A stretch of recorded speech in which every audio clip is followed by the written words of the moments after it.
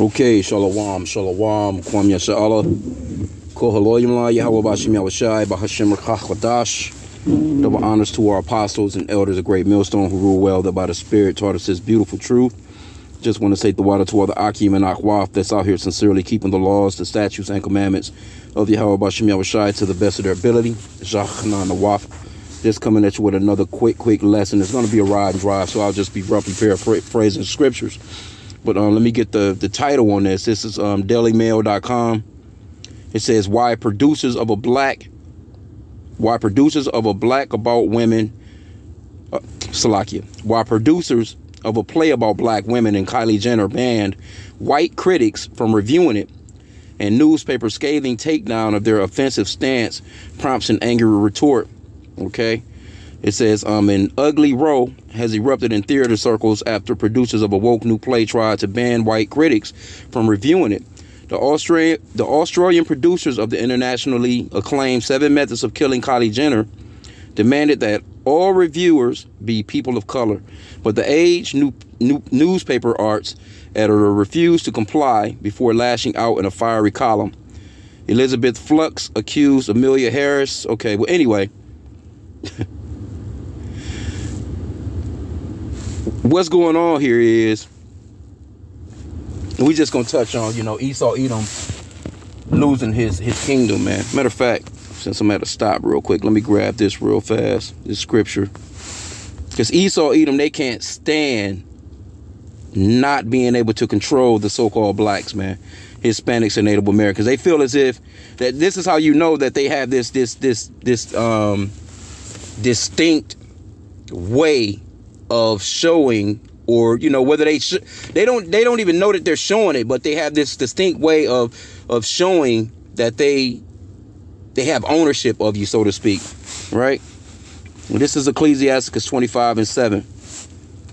There be 9 things which I have judged in mine heart to be happy, and the 10th I will utter with my tongue: a man that have joy of his children, and he that liveth to see the fall of his enemy. So this is what we're recognizing.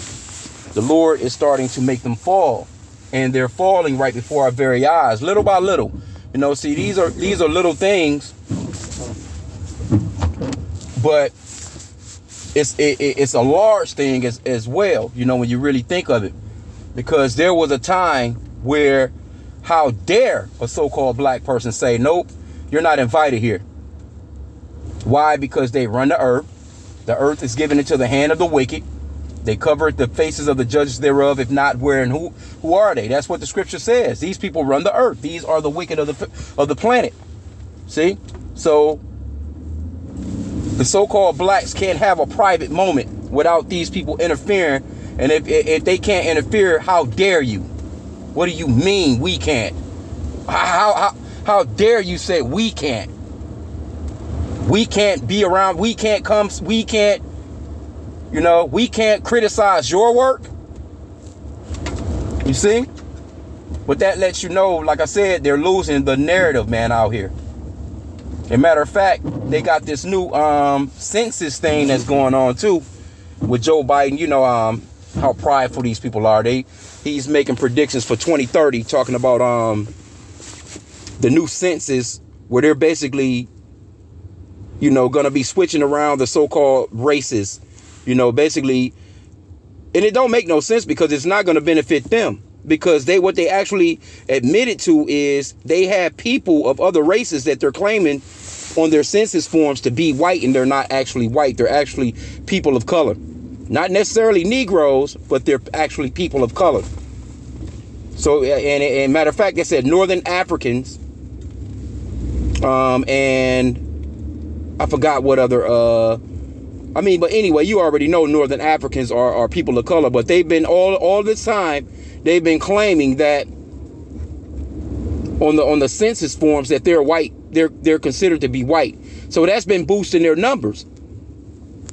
So, Psalm 64:8 goes off into they make their own tongue to fall upon themselves. They're starting to tell on each other. They're starting to tell a lot of their wickedness. Now they're starting to say, okay, we are actually the minority. All this time they've been saying that the so-called blacks, Hispanics, Native Americans you know, are the minority and they're the majority in realization. We've been saying it all along, that they are the minority. You see? Here you go, everybody on the planet, billions of people, you know, got melanin, but you got this one group of people that's just, you know, red as a tomato. Don't have no melanin, no pigment at all, but they're telling you that they're the majority, you know, on the planet. Now, they can say that because they actually are in rulership and they're the ones that's running the planet. That Job 9 and 24, man. But anyway, with this right here, and, you know, I kind of remember reading this and I wanted to go back off into it because I was just, you know, I'm at the plantation right now, but I'm on the road, I'm making a run. And, you know, me and this Jake, you know, older so-called black man was kicking it. You know, we talking about chicken and the damn egg prices and all that. Of course, the so-called white man, he dips in, he gets in on it. And, you know, Jake, he about to go off into, you know, the Lord done made everything clean and niggas can eat everything. And I was just kind of explaining it to him in so many words, you know, like, you know, hey, you know, the scriptures doesn't say that, you know. I kind of gave him the Peter vision, you know, a little, you know, I'm kicking it, not going too hard about it, you know what I'm saying, because we have to, you know, be, you know, wise as a serpent and harmless as a dove, because the so-called white man, he's sitting there, because he, you know, he kind of got a little offended, you know, about the pork thing, because he's always offered me pork since he's been here. I've never told him, hey, look, I don't eat pork. I just like, you know, but he always seems to, you know, want to go into a restaurant and say, hey, I got you something. And everything that he done came out and it's got pork on it, and I had to reject it. I don't even take it from him, you know, like, nah, I'm straight. And then, you know, never trust a night enemy. He done it like 3 or 4 times. I never even told him, like, look, I don't eat pork, but he got offended by that pork thing. I told him, like, you know, you know, the so-called black man, like, nope, we're not supposed to be eating pork, you know. And then, you know, I kind of went off into, you know, we was talking about something else. And the topic of, you know, the World War III and all this other stuff popped up. And, you know, well, Esau got offended, man. He got offended. I could tell he got offended because of the way that I was kind of talking about America. You know, like, hey, you know, hey, this place is wicked as hell and it is what it is. You know, I've just straight up told him, like, yeah, this place, yeah, you know, Earth needs a makeover, man. In so many words, I wanted to let him know, hey, you're the damn problem. But, you know, of course, like I said, we have to be wise as a serpent and harmless as a dove. But see, with this situation right here, how dare you so-called Negroes tell us that we can't come through and critique your work? How dare you? And they can't take that type of stuff, man, because they're so used to running the narrative. That's what's going on. And all praises, man. Man. Hey, that we're living in the last days and get to see the fall of our enemy. Because that's exactly what you're seeing. This is a beautiful thing right here. Let's see here, I'm at a light. Let me see what we can probably get out of it. Elizabeth Flux accused Amelia Harris and Leila Enright of tokenism, arguing that being forced to select a person of color for the tags was offensive and undermines the health of the critical landscape. See? This is how the so-called white man, you know, get down. But these people have been able to create their own neighborhoods, kept Jake out of them forever, which I don't understand why Jake want to go into a white neighborhood anyway. But, you know, they create, and still it's like that to this very day. I'm in the city that I'm in right now. This city is like 95 to 98% so-called white people. Literally. And these types of places are all over America. So they get to separate. They get to have their own thing going on. And you pop up in the neighborhood, the police could get called on you because you're a stranger. What is he? Who is this nigger? What is he doing here? You know how these Karen, they call them Karens. They'll get on the phone. Officer, there's a strange. He's looking suspicious. They're gonna send a car out, possibly 2 or 3 of them. He's a black man. But when it comes to somebody, you know, something like this, and when I was reading through it, they was basically going off into, you know, so-called a fight of, you know, inclusivity or whatever. You know, they want to have more people of color covering these things because the so-called white man, he's the one that's covering every damn thing. So when a playwright said, hey, you know what, we would like people of color here, man, because we don't have no representation of people of color. We got to be there too. That's racism. See what I'm saying? They lose their damn minds. They'll tell you, go back to Africa, you know, and all this other stuff. We don't want to be around you. Create laws to not be around you. But then when the so-called black person says, hey, okay, well, we just want this to just be people of color here to, you know, the critics, so, you know, give them an opportunity to do stories on this or whatever. You know what I'm saying? It's a huge problem. It's a huge problem. And you can tell that, you know, hey, this is Esau Edom, man. This is the way that they get down. They've had their own schools, their own every damn thing forever, man. Then once a Jake moved to the neighborhood, enroll his children into the schools, you know, it's all kinds of back and, you know, a bunch of damn racism with the child in the school. Jake looking at, you know, being looked at as if, you know, like you're just a damn animal. What are you doing here? Even though that particular couple that moved into that neighborhood is more civilized than they asses are. But anyway, I just wanted to just touch on this for a hot sec to just show that Esau Edom is losing his kingdom, and that in turn makes him lose his mind.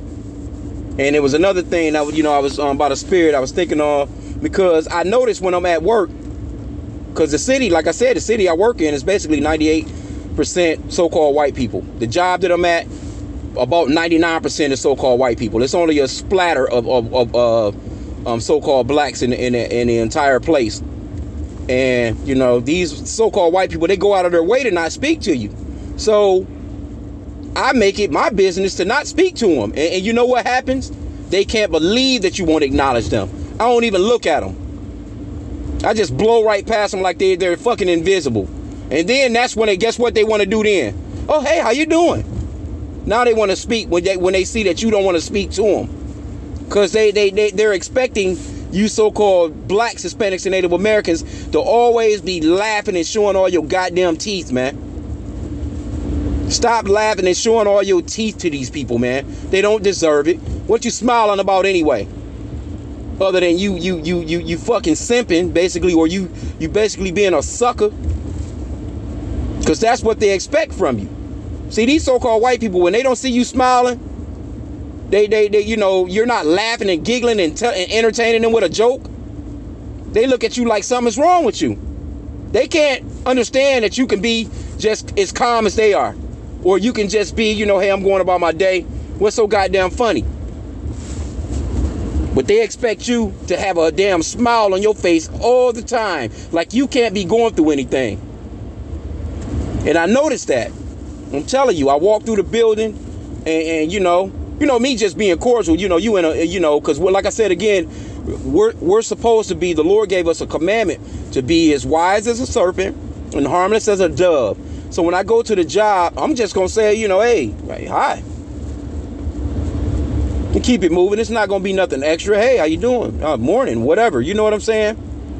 But I noticed that, you know, a bunch of them, they just be like, oh, you know, they looking away. They trying to, you know, or they trying to avoid the, you know, trying to avoid the eye contact, so to speak, though they're within inches of you. So, you know, I stopped saying hi and shit. So I guess they started noticing it. You know what I'm saying? And then all of a sudden, it's like, you know, well, hey, how you doing? I'm just like, oh, hey, and keep it moving. You know what I'm saying? So I'm noticing that a lot of them, since I stopped fucking talking to them or speaking to them, now all of them got something to say. But that's how they get down, man. Because they're you know, they just can't take it. They're like, they're really like big ass kids, man. They can't take you not wanting to deal with them. But in the meanwhile, on the back burner, they don't want to deal with you. But when you say, all right, well, enough is enough. They don't want to deal with us. We don't want to deal with you neither. How dare you? That's racism. And you know, I was reading the comments. The comments in this story was crazy as hell, man. All these so-called white people in there talking about how that's racism. But all along, you done had the whole, you still got the whole world to yourselves. You're still in control of everything. You're still in control of all the wealth. You're still in control where we can go and where we can't go and what curriculum we have to teach our children, you know, according to your laws, your ordinances and shit. But you will get in the comment board and get to talking about something like this is wrong. No, we don't want you there. We don't need your criticism. We don't need you to be critics on the subject. You know, you're not our audience that we want to try and reach. See? But they're so used to Jake jumping from the free throw line, throwing a goddamn football, you know, doing all kinds of, you know, you're singing your heart out for them. You're dancing your damn shoes away for them. They're not used to that, man. They're not used to rejection. And that's going to be one of the hardest things for them when we come in, you know, into our kingdom, man. That pride, that losing that complete control. Because the so-called white man is like a woman. He's like a damn Karen. He's the original Karen. He's the male superior Karen, man. So when he loses his total control over us, that's going to be heartbreaking for him. That's going to probably stun him the most, man. But anyway, I just wanted to just touch on this, man. You know, hey, continue on doing what you have to do. Slocky wasn't trying to do that. Continue on praying for the downfall of this place. And continuing on just staying focused, because we're about there, man.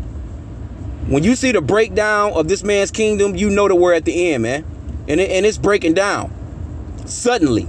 So with that, I pray that this lesson was edifying. Kwam Yashala.